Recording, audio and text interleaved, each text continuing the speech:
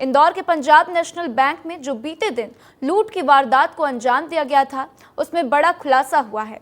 आरोपी के करीब तक पुलिस पहुंच चुकी है और आरोपी की शिनाख्त भी हो गई है।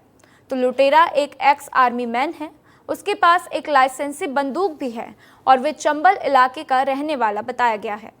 तो पुलिस ने पैसा, बरसाती और बाइक फिलहाल जब्त कर ली है। तो विस्तार न्यूज संवाददाता पुनीत विजयवर्गीय ने कमिश्नर राकेश मिश्रा से खास बातचीत की है, सुनिए।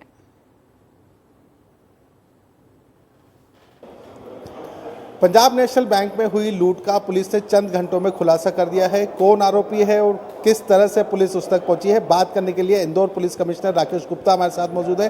सर, बहुत बड़ी सफलता ऐसे कहा जाएगा, ब्लाइंड था पूरा मामला लेकिन खुलासा हो गया है। सर, कौन आरोपी है और कैसे उस तक पहुँचे हैं? ये एक आरोपी जो है वो अरुण कुमार सिंह है।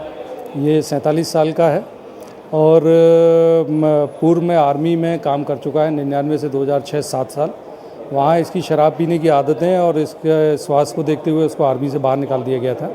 इसके बाद यहाँ सिक्योरिटी गार्ड के रूप में काम कर रहा था। Bank of India Palasia branch में भी ये सिक्योरिटी गार्ड रहा है कुछ महीने के लिए।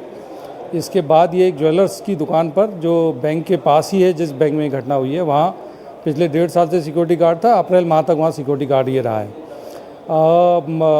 आरोपी के पास से हमने जो बंदूक है वो प्लस इसके अलावा बैग, पैसे लगभग 3 लाख रुपए और जूते, मोटरसाइकिल, ये सारी चीज़ें जब्त हो चुकी हैं।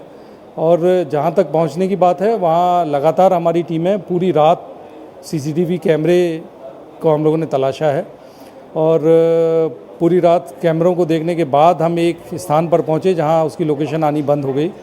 इसके बाद उस पूरे इलाके की हम लोगों ने कॉम्बिंग सर्च की है, तो वहाँ हमें गाड़ी खड़ी हुई मिली और वहीं से हम इसके घर को तलाश पाए हैं। एक बहुत मेहनत हमारी पूरी टीम, जिसमें अभिनव विश्वकर्मा लीड कर रहे थे, जो हमारे डीसीपी जोन 2 हैं, उनके साथ अमरेंद्र सिंह, उनके additional DCP, Krishna Lalchandani ACP, TI Lasudia, Shri Taresh Soni और गौतम जो 2IC थाना विजयनगर हैं वो, तो सभी लोगों ने बहुत जम के, उनकी पूरी टीम इसमें पूरी तरह लगी रही। हमारी क्राइम की पूरी टीम, राजेश दंडोतिया और उनकी पूरी टीम पूरी रात लगी रही। मैं धन्यवाद देना चाहूँगा इंदौर के सभी उन नागरिकों का जिन्होंने रात में भी अपने सारे सीसीटीवी कैमरेज का एक्सेस हमें दिया। तमाम लोग ऐसे थे जिनने 3:30-4 बजे तक भी हमें घर में अपना आने दिया, अपने पूरे कैमरे के रिकॉर्ड्स देखने दिए।